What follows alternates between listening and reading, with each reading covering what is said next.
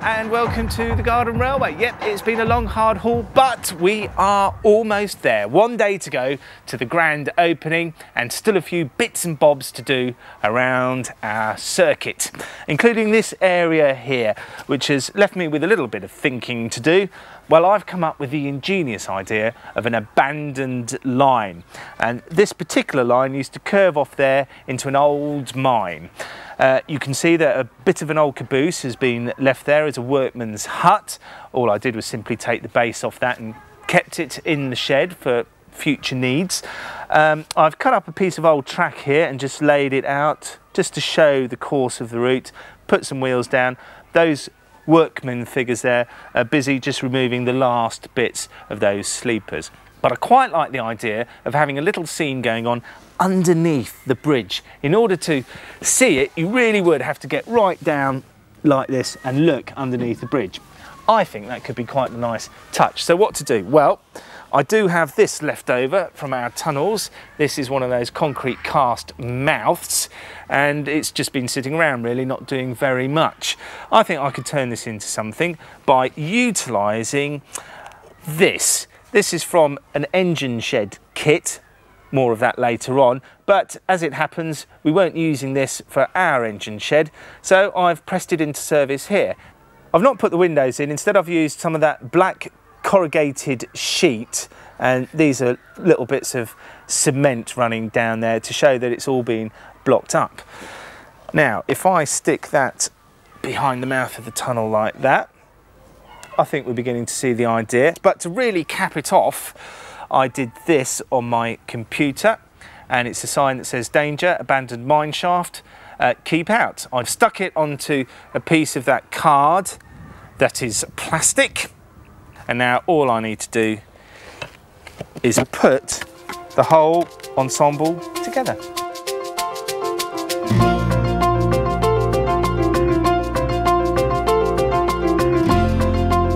We've talked about it many times during the course of this series, but never actually done anything about it. Until now, that is. Hark! Is that the sound of running water I hear? Why, yes it is. Our water feature is up and running. Now, this presented us, or me, with a few problems, not least the one presented by my very good lady, Sophie. Now, she's going to take up child minding in the future, and one of the things child minding authorities hate are large bodies of water in the garden that small children can fall into. So I put my thinking cap on and came up with this, a silted up harbour. What I've done is put some polystyrene sheets down on the bottom and then filled it with hardcore. Over the top of that, I poured a very wet mixture of mortar and let that settle into position. And what we have now is a permanent state of ebb tide.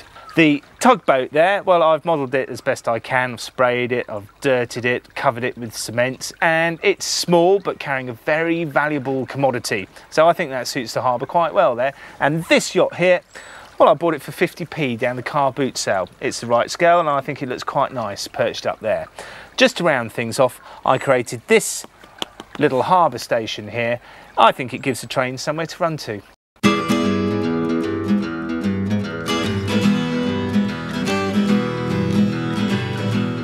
So, can you not tell me the time of the next train, Mr. McGregor?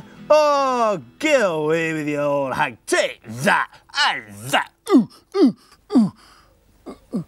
Ah, now, only hours to go till the big opening, and still our station area here incomplete. Well, not just incomplete, almost unstarted. Well, actually, I'm painting a bit of a black picture. I mean, we've got our track down and our ballast, we've got our platforms here made out of mortar and nicely shaped. What we really need are some buildings. But before we put the buildings in, let's just have a look at these wires that have been protruding and it's been getting on my nerves somewhat over the past few weeks. But this is the wiring for our interior lighting. Let's have a look at that now very quickly before we put a building in place. And the easiest way to do this is simply to take your car valet light, or courtesy light as we like to call it, and solder on 2 bits of copper wire onto each end of it, and simply screw that copper wire into the chocolate box. In it goes like that, and then screw the bulb in like this. Now, these bulbs give about 5 watts. There's going to be plenty of illumination for our buildings that we put in place here. That's all nicely screwed in, and we can prove that that works. Light on, please. There we go. That's the sound man did that. First time he's worked today. And lights off, please. Off. Deaf as a post. Now then, we've got our wiring sorted out. That's our lighting for the buildings. Let's look at the buildings themselves. Let's start with our main building. Why not? The main station building. Here it is in all its glory, as made by the young Valerie Pratt. And we've had a little bit of a think about this, where exactly it should go and which way round, what have you. And I think here on this platform here is probably the best place for it. I'll be sealing it in with a bit of bathroom sealant, just putting that across the bottom there, and then it can be trimmed, and that'll stay there very nicely throughout the winter. Positioning is quite critical here, because this canopy, unless it's far enough back, will foul the trains as they go through. Always remember your loading gauges. This platform here gave us a little bit of a problem. The building that we'd earmarked for it proved too big, really, and not only obscured this building, but didn't really sit very comfortably on this platform. So we've done a bit of jigging around, and I've seconded that building over to the water feature and the Walden Harbour Station. Okay, in its place, what used to be a linesman's hut is now our waiting room. And there it sits, and very nice it is too. I think that's all right there, and I think it's a good relationship between the two buildings. I think before we just leave these platforms, what I might do before the grand opening, if I get time, is just paint these platforms black, just to separate them a bit from the surrounding mortar that we've got going on. Now, here, big blank space.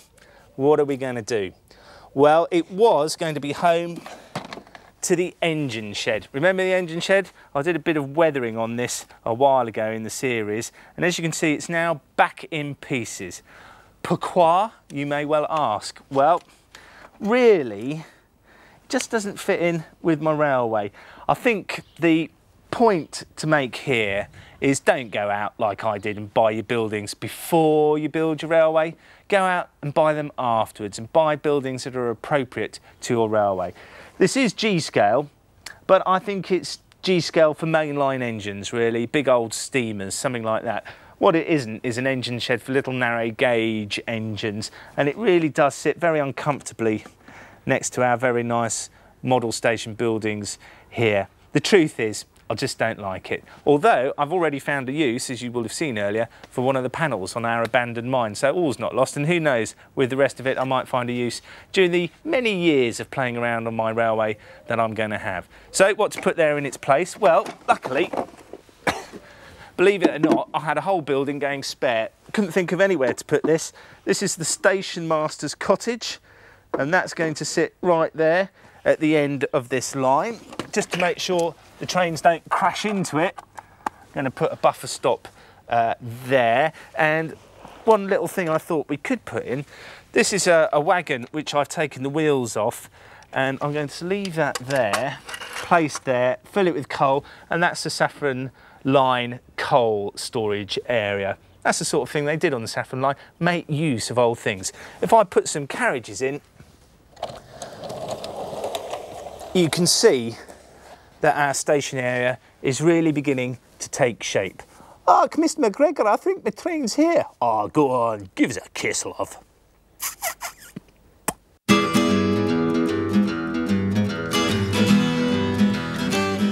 Now, just before our grand opening, a word here about our humble shed. Now, there are bespoke buildings, shall we call them, that you can buy that look not unlike signal boxes and waiting rooms.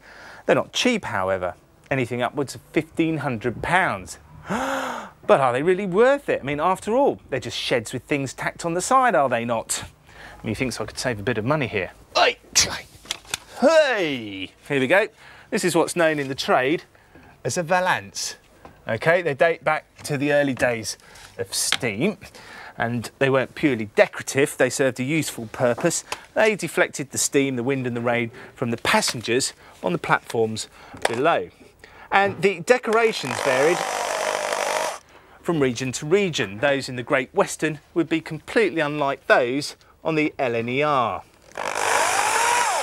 They were named after Richie Valance, a singer. You're probably aware of the Big Bopper train shed and the Buddy Holly crossovers.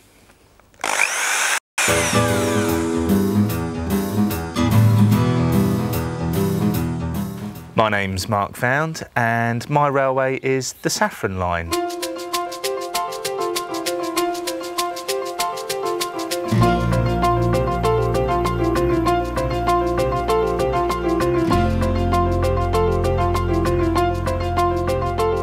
The Saffron Line is a hypothetical line which carries saffron ore from the saffron mines down to Walden Harbour, which is just a little creek.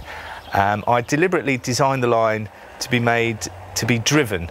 In other words, there are difficult gradients. Go too fast and you'll crash. Don't go fast enough and you won't get up the hill. There are two stations on the railway. There's Walden Central, which is the main hub of the railway, and there's also Walden Harbour, a picturesque station overlooking the silted up creek. The main traffic on the railway is saffron, transported in big hopper wagons, but because of the gradients, 2 locomotives are required to go and get the wagons from the harbour, and these electric diesel locomotives always run in tandem. There's a Preservation Society who've purchased a small Swiss tank engine, and they run Sunday-only services from Walden Central to Walden Harbour. Because of the severe gradients on the line, the trains are restricted to 1 carriage only. The railway is very new, having just been recently completed and needs to mature. The breeze blocks hopefully will disappear from view when the vegetation grows around the garden. The buildings are all weather kits made from resin, and they can be left outdoors all the time, which is my intention, so that they become nicely weathered over the forthcoming years.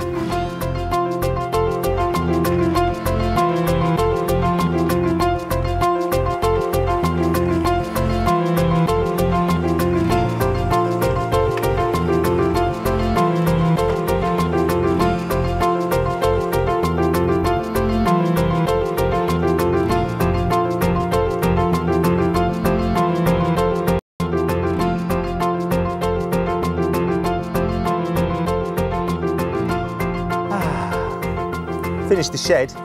Looks all right, doesn't it? It's going to be superb on our grand opening, which is now not days away, or hours, or indeed minutes. It's right now! Yay! Well, thank you all very much for coming along this afternoon to the grand opening here at Thorncroft. Let me first of all say, you know, what an achievement this has been, really. I know I'm saying it and I did it, but yeah, I've only done it with the help and the time and the effort that other people have given me, you know, you all here today. I would also just like to say about Garden Railway people, what a jolly friendly lot you are. I've been all around the country now during the course of this series, and everywhere I've been, without fail, I've been offered cups of tea, biscuits, food. I've been given as much time as I want. I've had every locomotive out. I've made people put every locomotive back again and then get them out again. I'd like to single out my good lady Sophie, who has had to deal with my fluctuating moods, with a building site in the back garden. Through it all, she's been unfailingly supportive and enthusiastic about the whole project. And as you know, I couldn't have done it without her, really, so thank you very much, Sophie. Now, let's come to the grand opening, and who better to open this railway than the man who really did make it all possible? That is my Uncle Dickram, who, unfortunately for us, resides in near Sydney in Australia, and But due to the wonders of technology and satellites, we can actually see, if I just clear you there, thank you. Hopefully my Uncle Dickren can see us all here. Hello, Dickren, can you hear us? Hello, Dickren. Hopefully he's there. Hello, Dickren. Hello, Mark. Yes, I can hear you. Ah, wonderful. Well, you know, when you bought all this railway, Dickren, all those years ago, you know, did you ever expect anything like this to happen? Yes, Mark, it was a pipe dream that it would end up like this, but I never had the space or the time to do it. Well, now, hopefully you can see, you know, the railway here in front of us. What do you think of the results? I think the results are marvellous. It's a wonderful layout. The only exception I make is I always feel when I see modern railways having harbours that the space really doesn't allow for this luxury. Really, do you? Well, that happens to be my favourite bit, actually, Dickren. Thanks very much. Well, anyway, since you're here, Dickren, can I ask you to formally declare the railway open? It is with great pleasure, Mark, that I declare the Saffron Line open for business. Thank you very much, Dickren. Thank you, Dick. Thank you, Mark. Now, David, you've spent an awful long time here with Mark putting this together. You've helped him design it, and you've watched over him while he's made numerous mistakes. How much did he try your patience? Not a lot, no. He learnt a lot. He came from knowing nothing about the hobby to knowing an awful lot about it. But I think he's come a long way, learnt a lot, and I think he's fully competent at building railways now. You're not just saying that because he might be able to hear you? Yes. If I have the railway coming out of there... Just a minute. Before we do anything at all, we've got to survey, look at the ground. It's a real railway in the real world, just like Brunel did. Yeah. OK? Now, why don't we start over there? How's that, David? Down a bit, Mark. Down. That's it. Leave it. No. Don't panic. It's all gone horribly wrong, Stuart. All takes practice, as I say. Well, that's rubbish. Yeah. Yeah, you do the rest. Voila! I don't think this is the right hammer, actually, David. It'll do. Yeah. That should be a big head, shouldn't it? Yeah, go on as hard as you can. That is as hard as I can.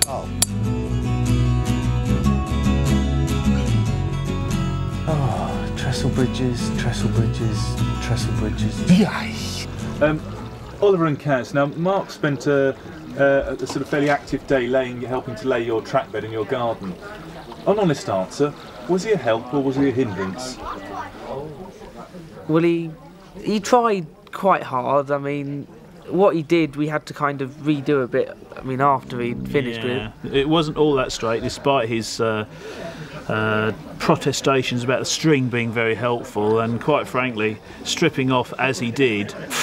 Valerie, you're responsible for most of the rather wonderful buildings we can see in the layout. How do you feel about the buildings that Mark's attempted?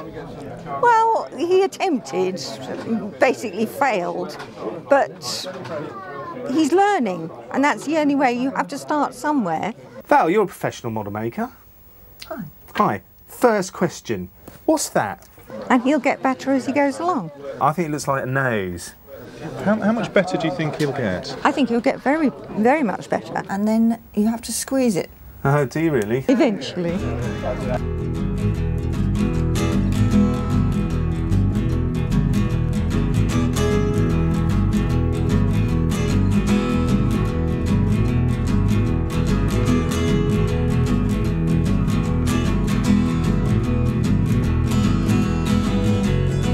Now, we've mentioned him many times during the course of the series. He's the boy who trashed the track. He mucked up the mortar just after we laid it, and unbelievably, he managed to pierce the pond liner within days of it being put in. It's the Lord and Master of the house. It's Freddie Found. Here he is at last. Go on, blow on your whistle, Freddie. Hey!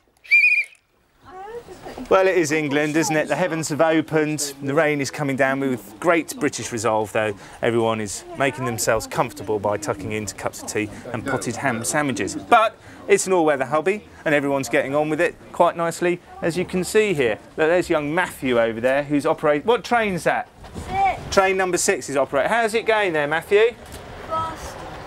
He's doing very well. And as you can see, the trains run superbly in the wet. Helps conduct the current, of course. Well, I was on there for control.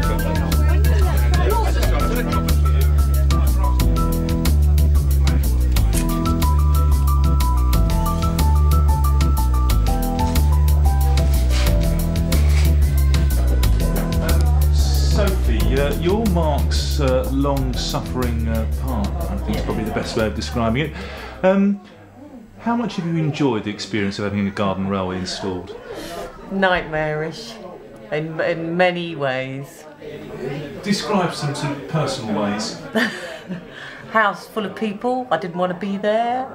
Muck, mud, cups of tea, general hell, really. But looking at it now, it's all finished. Was it all worth it?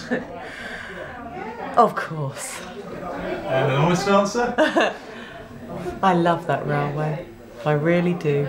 Yeah, I remember Eunice Stubbs was saying about that the other day. Yeah. Funny old lot these garden railway is. He's particularly odd. When other people would bring bottles to parties, they bring steam engines. All right, David. This is what garden railways are all about, really, isn't it? The social side of things. That's right, yes. It's nice when you've got a railway you can have other people and bring their engines, and I like when I go to somebody else's railways to take an engine and run it on their line. Well, I'm glad I went to all the effort of putting the electrics in. You're just running a steam locomotive. Yeah, well, how do you think this will cope with the... It'll be interesting to see with the gradients over there, wouldn't it? I think we'll have quite a problem if this could be fitted with radio control, and I think if this was my railway, then I would want to have radio control on it. Right. But as my own line is fairly flat, then I don't need radio. Yeah, I mean, I did deliberately put, make it... It had to be driven, but because I wasn't thinking about steam at the time. No, it's called a challenge. We'll be interested just to see what. But I want to run that way round so that we go up the steep bit and then down the more gentle bit. All right, look forward to that then. Yeah.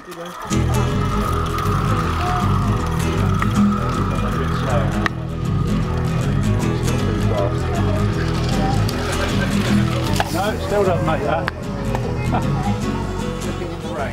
You know, the tragedy of all this is, because we're filming it for television, as soon as these people have left, we're ripping the whole thing out. So look forward to our next series, Installing a Japanese Garden, coming up next year.